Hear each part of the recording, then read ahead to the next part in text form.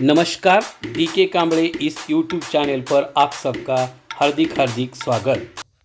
नमस्कार छात्रों, मैं हूं डीके कांबळे, कृष्णा पाटिल विद्यालय बलौड़ी भाड़ौनी, तहसील खानापुर, जिला सांगली, महाराष्ट्र से। छात्रों, आज हम कक्षा 10वीं विषय हिंदी 8 नंबर की गज़ल देखेंगे। प्रस्तुत गज़ल के रचनाकार है मानिक वर्मा जी। तो चलिए उनका पूरा परिचय देखेंगे। जन्म 1938 में उज्जैन में मध्य प्रदेश में हुआ है। हास्य व्यंग्य के सशक्त हस्ताक्षर मानिक वर्मा जी वाचिक परंपरा में प्रमुख स्थान रखते हैं। आपके व्यंग्य बड़े ही धारदार होते हैं।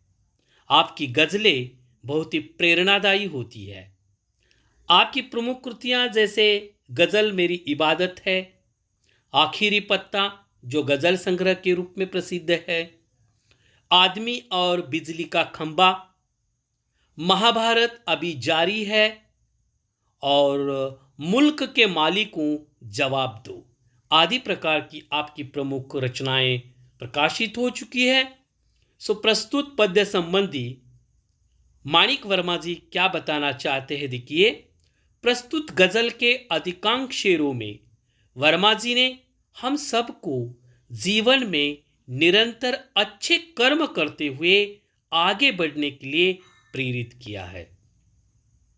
गज़लकार ने संदेश देते हुए कहा है कि अपने रूप रंग से सुंदर दिखने के बजाय अपने कर्मों से सुंदर दिखना काफ़ी आवश्यक है। तो चलिए आगे देखेंगे।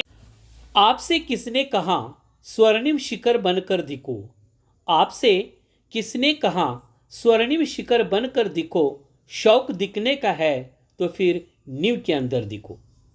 छात्रों, यहाँ स्वर्णिम का मतलब है शिखर, सुंदर, हम सोने जैसे चमकने वाले, और नींव, नींव का मतलब है जड़ कहते हैं उसे। नींव का मतलब क्या? जड़, या उसे मूल कहते हैं।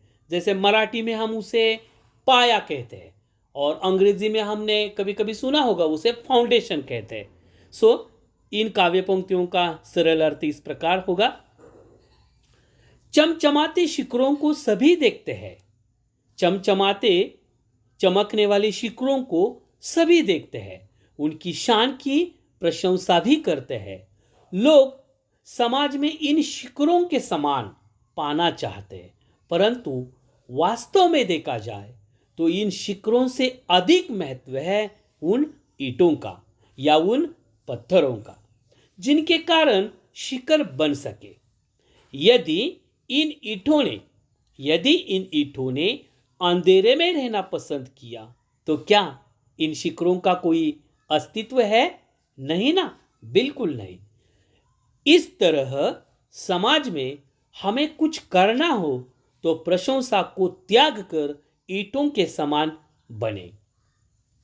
हमें हमेशा दूसरों की नींव बनना चाहिए, दूसरों का सहारा बनना चाहिए। जैसे मंदिर का शिखर हम सबको हमारी तरफ आकर्षित करता है, मंदिर का शिखर हम सबको आकर्षित करता है, लेकिन यह मत भूलिए उन शिखरों की शोभा किस पर निर्भर है? उसके मूल पर निर्भर है, उसकी नींव पर निर्भर है। आगे देखेंगे छात्रों। चल पड़ी तो गर्द बनकर आसमानों पर लिखो, चल पड़ी तो गर्द बनकर आसमानों पर लिखो, और अगर बैठो कहीं तो मील का पत्थर दिखो। छात्रों, इसमें गर्द का मतलब है धूल, गर्द यानी क्या? धूल। और एक दूसरा देखिए, मील का पत्थर दिखो। मील का पत्थर, इस शब्द समूह का अर्थ है प्रभावशाली होना। मील का पत्थर बनना यानी प्रभावशाली होना। सो इन पंक्तियों का अर्थ इस प्रकार होगा। गजलकार मानिक वर्मा जी कहते हैं कि आपके द्वारा किए गए अच्छे कामों का प्रभाव और चर्चा हर तरफ होनी चाहिए। यदि आप मंजिल की ओर बढ़ते हुए मार्ग में कहीं बैठ जाते तो फिर मील के समान बनो, तो फिर मील के पत्थर के समान बनो। मील का पत्थर जिस प्रकार एक पथिक को अपनी मंजिल की ओर बढ़ाने में सहायता करता है, मील का पत्थर जिस प्रकार एक पथिक को अपनी मंजिल की ओर बढ़ाने में सहायता करता है, उसी प्रकार आप भी दुखी पीड़ित लोगों को सहायता करें तथा उन्हें मदद करें। आगे देखेंगे, सिर्फ देखने के लिए दिखना कोई दिखना नहीं, सिर्फ देखने के लिए दिखना कोई दिखना नहीं। आदमी हो तुम अगर, आदमी हो तुम अगर तो आदमी बनकर दिखो।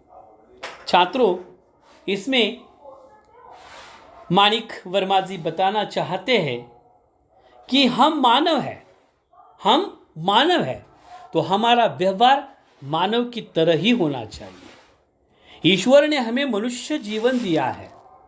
हमारा उद्देश्य केवल सजना, संवरना तथा सुंदर दिखना यही नहीं होना चाहिए।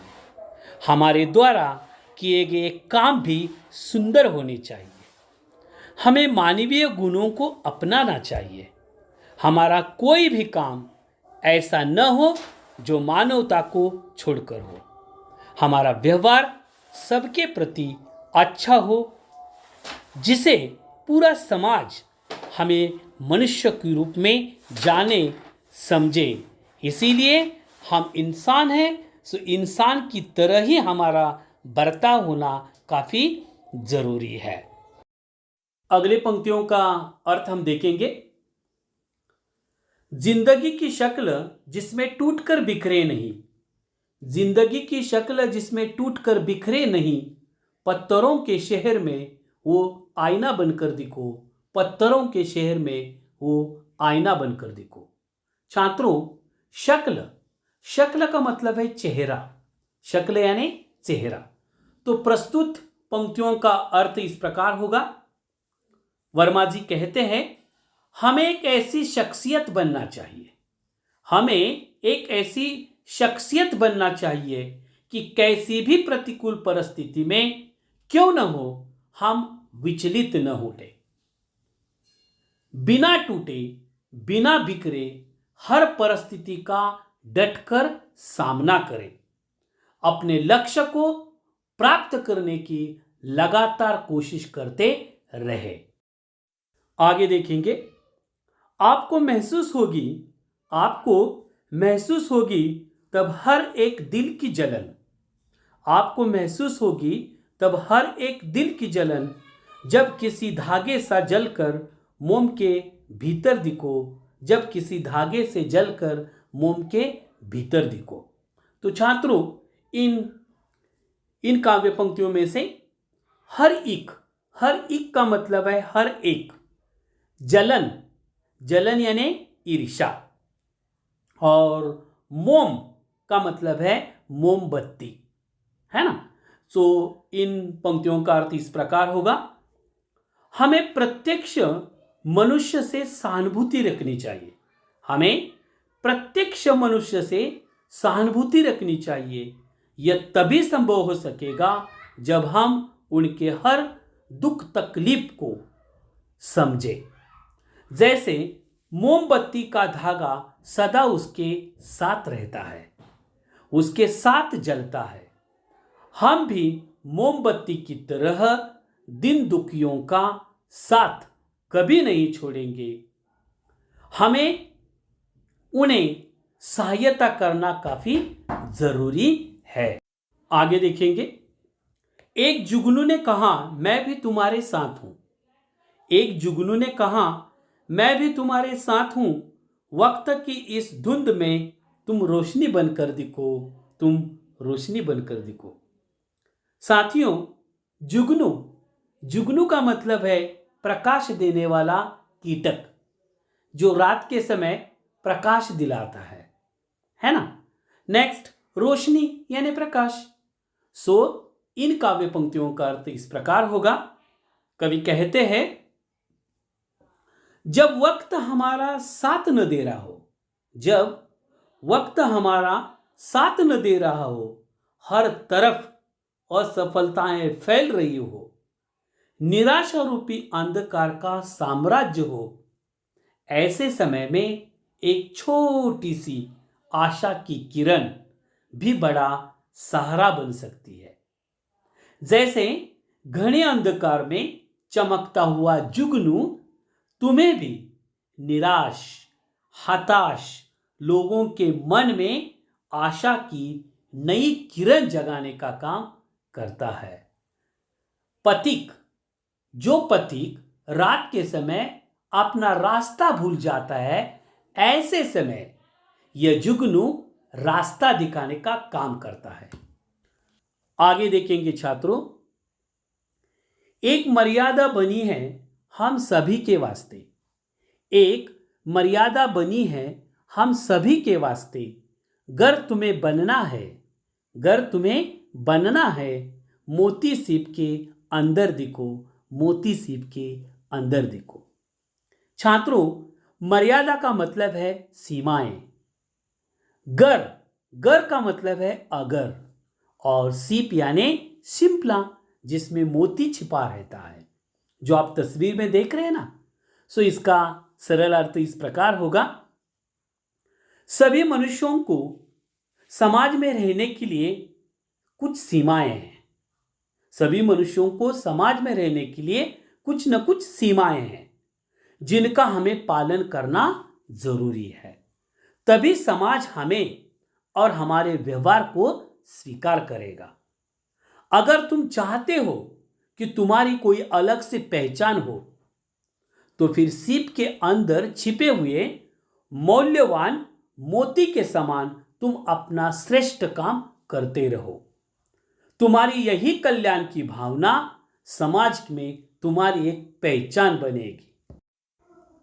आगे देखेंगे छात्रों, डर जाए फूल बनने से कोई नाजुक कली, डर जाए फूल बनने से कोई नाजुक कली, तुम ना खिलते फूल पर तितली के टूटे पर दिखो, तुम ना खिलते फूल पर तितली के टूटे पर दिखो।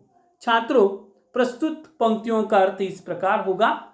कवि मानिक वर्मा जी कहते हैं, यदि कोई कोमल कली, यदि कोई कोमल कली फूल बनने से डर रही हो, कली जानती है कि उसके खिलते ही तितली उसका रस चूसने के लिए आएगी और फूल बनी कली को परेशान करेगी। तुम फूल को तितली से बचाने का प्रयास करो, अर्थात उसके डर को दूर करने में उसकी मदद करो, उसकी सहायता करो। आगे देखेंगे, कोई ऐसी शक्ल तो मुझको दिखे इस भीड़ में, कोई ऐसी शक्ल तो मुझको दिखे इस भीड़ में, मैं जिसे देखूं उसी में तुम मुझे अक्सर दिखो, मैं जिसे देखूं उसी में तुम मुझे अक्सर दिखो। छात्रों, यहाँ शक्ल का मतलब है चेहरा, शक्ल यानी चेहरा, है ना। अक्सर मतलब बहुता, बार बार। सो मानिक वर्मा जी इन काव्य पंक्तियों में क्या बताना चाहते हैं, देखिए, यह संसार मनुष्य का एक सागर है, यह संसार मनुष्य का एक सागर है।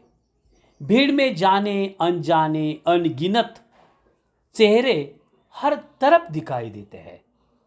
हे ईश्वर, मैं चाहता हूं कि मैं जिसे भी देखूं मुझे उसी में तुम नजर आओ।